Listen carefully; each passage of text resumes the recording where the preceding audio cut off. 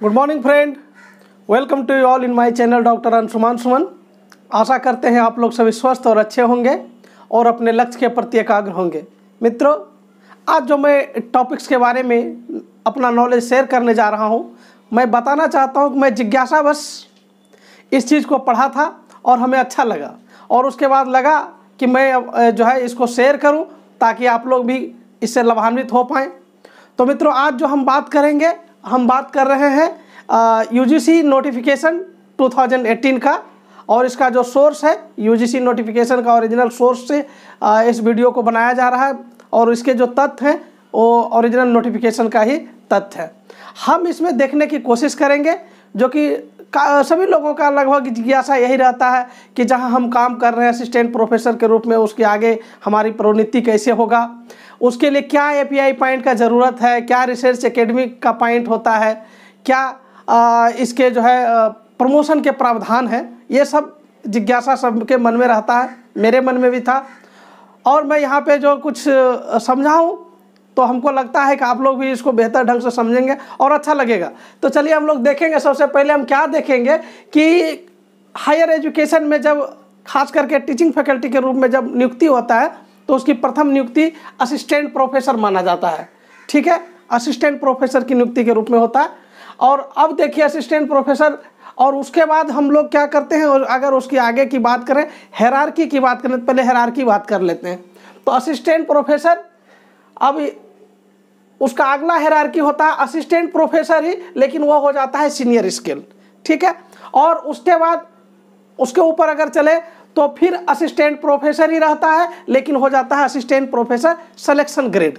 और उसके बाद मित्रों ये हो जाता है असिस्टेंट प्रोफेसर सिलेक्शन ग्रेड से प्रमोट होता है ये एसोसिएट प्रोफेसर में, और एसोसिएट प्रोफेसर से प्रमोट होते हैं प्रोफेसर में, और अंतिम में सीनियर प्रोफेसर होते हैं। ठीक है, यहाँ पे आप देखिए कैटेगरी हालांकि 3 ही है, एक असिस्टेंट प्रोफेसर, एसोसिएट प्रोफेसर और प्रोफेसर, लेकिन असिस्टेंट प्रोफेसर में भी 2 कैटेगरी बांट दिए गए हैं। तो इस प्रकार से आपने हायरार्की को देख लिया। अब इसको जरा समझने की कोशिश कीजिए। हम 6ठी वेतन आयोग को 7वीं वेतन आयोग के साथ कंपेरिजन भी किए हैं, तो उससे आपको जो है पे एलिमेंट्स में भी पता चलेगा। जैसे कि देखिए अभी का जो वर्तमान जो यूजीसी स्केल है, तो एक असिस्टेंट प्रोफेसर लेवल 10 में आता है, उसको स्टेज 1 कहा जाता है, और 6ठी वेतन आयोग में इसकी जो है ग्रेड पे 6000 थी।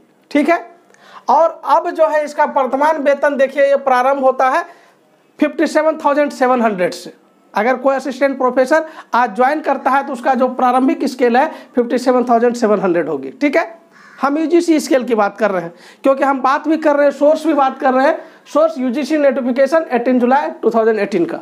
ठीक है, अब देखिए असिस्टेंट प्रोफेसर जब सीनियर स्केल की बात करते हैं तो हम प्रमोशन में जब बताएंगे कि कैसे जो है पीएचडी जो पहले से करके आए हैं वो 4 साल में ही ये बन जाते हैं, तो हम उसको बात के वाला वीडियो में हम लोग पढ़ेंगे, जानेंगे। ठीक है, तो अभी सिर्फ ये देखना कि असिस्टेंट प्रोफेसर सीनियर स्केल में जब जाता है, जिसको लेवल 11 बोलते हैं, स्टेज 2 हो जाता है, वहाँ 1 था, तो इसका ग्रेड पे भी बढ़ के 7000 हो जाता है।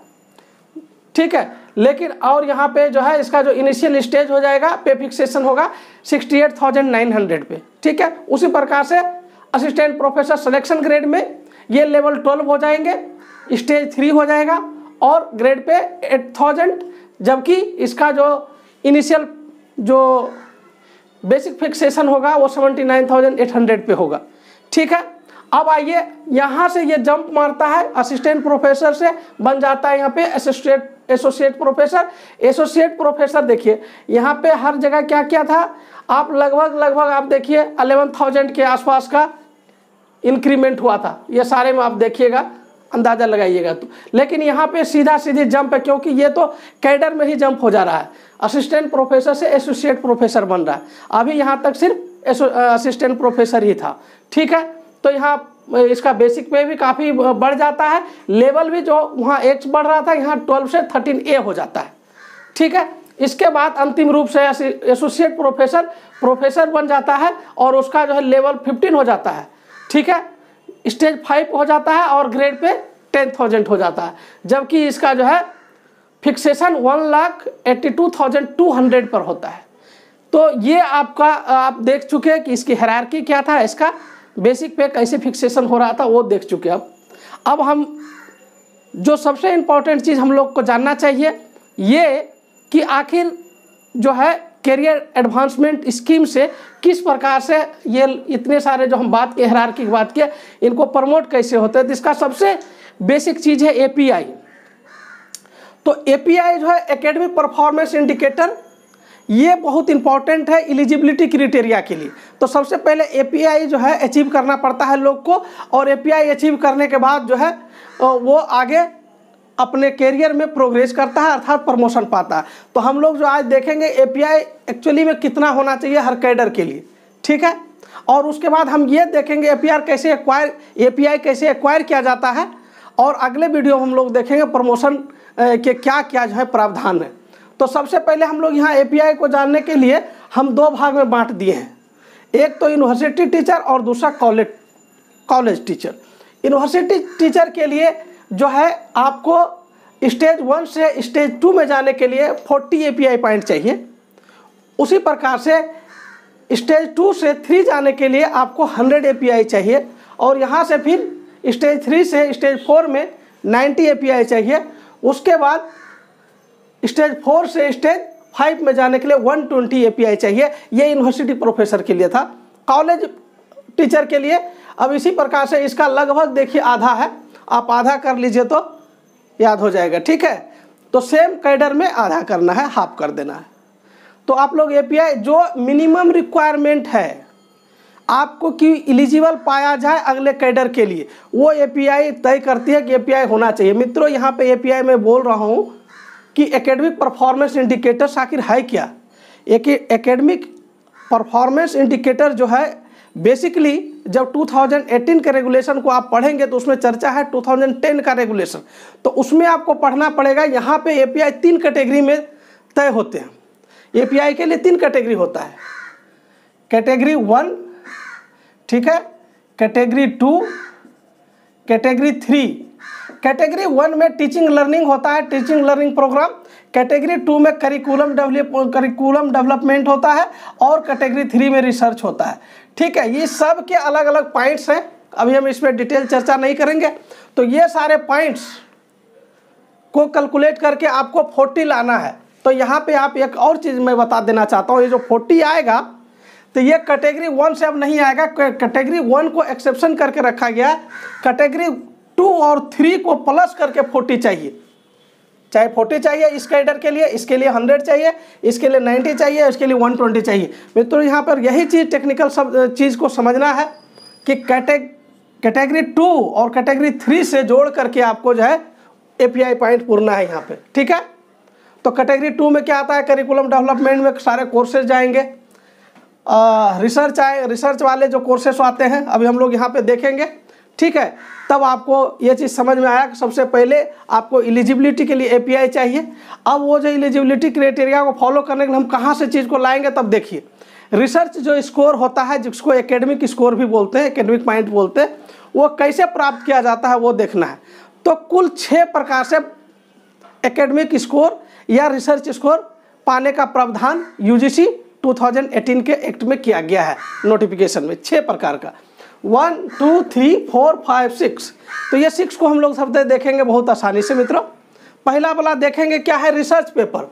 हम जो रिसर्च पेपर लिखते हैं, ठीक है, तो यहाँ पे 2 भाग में बांट दिया गया रिसर्च पेपर के लिए, पॉइंट के लिए अलग अलग। एक साइंस वाले स्टूडेंट और दूसरा सोशल साइंस वाले। साइंस में जैसे एग्रीकल्चर आ जाएंगे, मेडिसिन आ जाएंगे, मेडिकल मतलब वेटनरी, ये सब आएंगे। अगर उनका रिसर्च पेपर है साइंस वाले के लिए तो उनको 8 मार्क्स मिलेंगे, जबकि सोशल साइंस, लिटरेचर या ह्यूमैनिटीज़ का होगा रिसर्च का पेपर तो ये होंगे 10 पॉइंट्स मिलेंगे। तो इसमें एक ही चीज़ है रिसर्च पेपर वाले में, ठीक है। रिसर्च पेपर में यही है, साइंस और सोशल साइंस को बांट करके देखते हैं। दूसरा तरीका जो है जहाँ से हमको प्राप्त होता है उसको देखने के लिए क्या है, publication other than research paper, ठीक है। तो publication other than research paper में सबसे देखिए, अगर आप कुछ पब्लिकेशन कराए हैं और वो पब्लिशर अगर इंटरनेशनल पब्लिशर है तो आपको 12 मिलेंगे, लेकिन अगर वो नेशनल पब्लिशर है तो 10 मार्क्स मिलेंगे, ठीक है। उसके बाद अगर चैप्टर इन एडिटेड बुक, अगर कोई आप चैप्टर लिखे हैं एडिटेड बुक में, कोई एडिटेड बुक पब्लिश हुआ है उसमें आप एक चैप्टर लिखें तो उसके लिए आपको 5 मार्क्स मिलेगा। लेकिन उसी में आप चैप्टर लिखने के बजाय आप एडिटर हैं किसी पब्लिकेशन में, खुद के एडिटर हैं, तो आपको 10 मार्क्स मिलेंगे। ठीक है। उसके बाद अगर आप और एडिटर कहाँ पे, सॉरी यहाँ पे देखना, एडिटर ऑफ इंटरनेशनल पब्लिकेशन में, अगर इंटरनेशनल कोई पब्लिश हो रहा है रिसर्च पेपर या रिसर्च पेपर को छोड़कर कोई पब्लिकेशन, तो वहाँ पे यदि एडिटिंग किए हैं आप, एडिटर हैं वहाँ, तो 10 मार्क्स मिलेंगे। जबकि नेशनल लेवल पर आप एडिटर का काम किए हैं तो आपको 8 मार्क्स मिलेंगे। तो ये 2 तरीके हो गए। अब तीसरा तरीका को भी हम देखेंगे। तीसरा तरीका हम देखते हैं ICT mediated teacher learning pedagogy. Teacher learning pedagogy में जैसे मूक इत्यादि को कोर्स आते हैं, उसके लिए कैसे मार्क्स निर्धारित है उसको देखिए। जैसे कि development of innovative pedagogy, pedagogy में अगर टीचिंग स्किल में कुछ आप डेवलपमेंट किए हैं तो उसके लिए आपको 5 मार्क्स मिलेंगे। लेकिन मित्रों यहाँ पे एक बताना चाहूँगा, जितनी चीज़ें मैं बात कर रहा हूँ उसके लिए आपको प्रूफ देना पड़ेगा।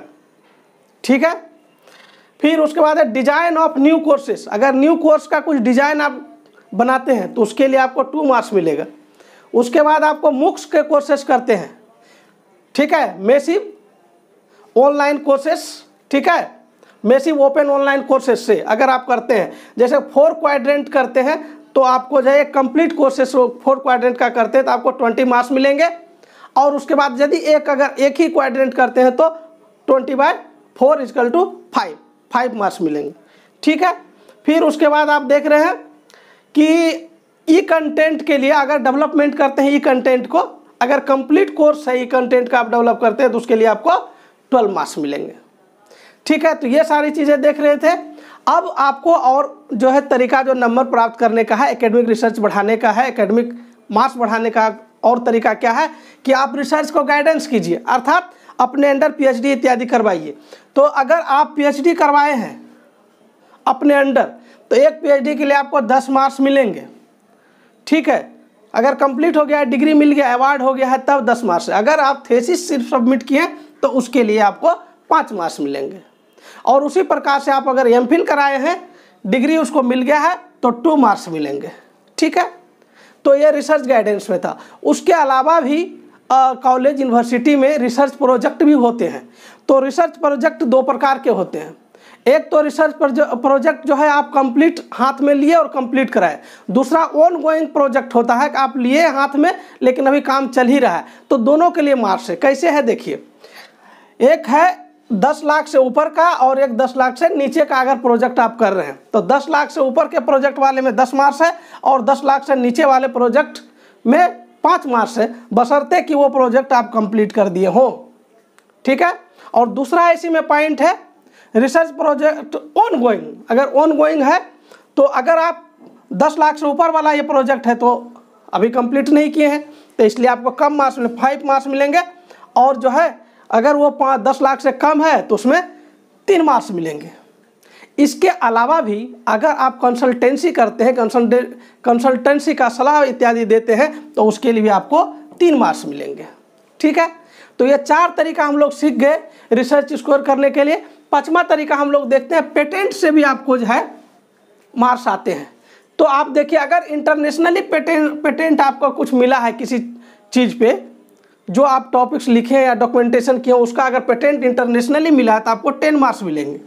नेशनल लेवल पर है तो वो 7 मार्क्स मिलेंगे। तो ये तो पेटेंट हो गया। उसके बाद क्या है, कुछ ऐसे डॉक्यूमेंट का आप निर्माण करते हैं जो पॉलिसी के टाइप बनता है, पॉलिसी बन जाता है किसी ऑर्गेनाइजेशन के लिए।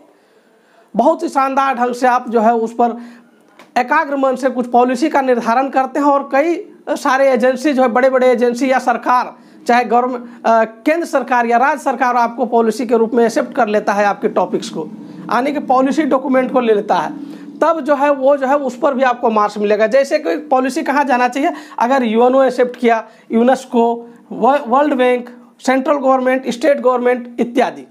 ठीक है। तो मार्क्स कैसे, अगर इंटरनेशनल है तो वो 10 मार्क्स इंटरनेशनली एक्सेप्टेंस है। जैसे मान के चलिए यूएनओ में गया 10 मार्क्स, लेकिन हमारे यहाँ केंद्र सरकार अगर माना उसको तो वो 7 मार्क्स, अगर स्टेट सरकार माना तो 5 मार्क्स। ठीक है। अब लास्ट बट नॉट लिस्ट हम लोग इसको जानेंगे कि अगला हम लोग कैसे रिसर्च स्कोर बढ़ा सकते हैं। तो उसमें ये देखेंगे कि इनवाइटेड लेक्चर्स, अगर आपको कोई यूनिवर्सिटी, कॉलेज इंटरनेशनली या नेशनली आपको इनवाइट करता है एज ए रिसोर्स पर्सन या लेक्चर देने के लिए आपको जो है इनवाइट करता है और वहाँ पे आप पार्टिसिपेट होते हैं, अपने काम को करते हैं, तो आपको उसके लिए भी पॉइंट मिलेंगे। ठीक है, या तो किसी कॉन्फ्रेंस में आप पेपर प्रेजेंट करते हैं, सेमिनार में पेपर प्रेजेंट करते हैं, तो उसके लिए पॉइंट मिलेंगे। तो वो कैसे मिलेंगे उसको देखिए। तो देखिए, अगर इंटरनेशनल है, अगर कोई काम आप इंटरनेशनल कर रहे हैं और वो भी अब्रॉड में यानी देश से बाहर में, ठीक है, तब आपको 7 मार्क्स मिलेंगे। और दूसरा बात कि इंटरनेशनल है लेकिन वो काम देश में कर रहे हैं, कि कोई सेमिनार इंटरनेशनल ऑर्गेनाइज किया गया है लेकिन वो देश में किया गया है, कहीं दिल्ली में, पटना में, हैदराबाद में किया गया है, लेकिन कोई इंटरनेशनल सेमिनार भी है और पेरिस में है और पेरिस में कर रहे हैं, तो उसके लिए पेरिस वाले के लिए 7 मार्क्स और पटना में कर रहे हैं तो 5 मार्क्स इंटरनेशनल ही है। तो क्लियर है।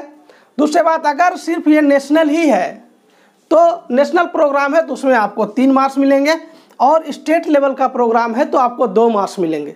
मित्रों, अब हम लोग जो है ये देख चुके हैं कि कितने प्रकार से हम रिसर्च स्कोर जो है जुटा सकते हैं, लेकिन क्या यहाँ पे जो 6 तरीके हैं जुटाने का, क्या एक तरीके से ही एपीआई हम पूरा कर सकते हैं? जो रिक्वायर्ड मिनिमम एपीआई की ज़रूरत पड़ता है जैसे 40, 100, ये नहीं, ऐसा आप नहीं कर सकते। इसके लिए जो है कैपिंग है, कैप लागू होते हैं इसमें। आपको अगर किसी भी एपीआई को अगर पूरा करने के लिए आपको कम से कम इसमें से 6 तरीकों में से 3 तरीका को अपनाना पड़ेगा, यानी 3 कैटेगरी से आपको जो है मार्क्स लाने होंगे। एक तो ये पॉइंट है। दूसरी पॉइंट है, अगर आपकी कोई एडिटेड बुक है और उसी को आप प्रेजेंट कर रहे हैं तो आप ये समझिए कि उसके लिए आपको एक ही बार मार्क्स मिलेंगे, 2 बार काउंट नहीं होंगे। और इसके अलावा क्या है, यदि आप पॉलिसी डॉक्यूमेंट की बात करते हैं, पॉलिसी डॉक्यूमेंट से आपको अभी बताए थे नेशनली इंटरनेशनली कैसे मार्क्स मिलते हैं, अगर इनसे और एज ए रिसोर्स पर्सन या इन्वाइटेड लेक्चरशिप से आपको जो पॉइंट मिलते हैं, तो कुल जो इस रिसर्च स्कोर आपका होने का है, कुल रिसर्च स्कोर का 30% से ज़्यादा ये नहीं होगा। ये इसके लिए भी कैपिंग है। तो इससे ऐसा नहीं कि आप किसी एक जगह से आप खूब पॉइंट उठा लिए हैं और बाकी जगह से कुछ किए ही नहीं, तो इसके लिए ये सारे प्रावधान यहाँ पे है। आशा करते हैं मित्रों ये वीडियो आप लोग को अच्छा लगा होगा, और इसके अलावा आपको कोई सजेशन है तो मेरे कमेंट बॉक्स में दीजिए, और हम आगे जो है सीएस पर बात करेंगे। आज भर के लिए बस इतना सा ही। Thank you very much.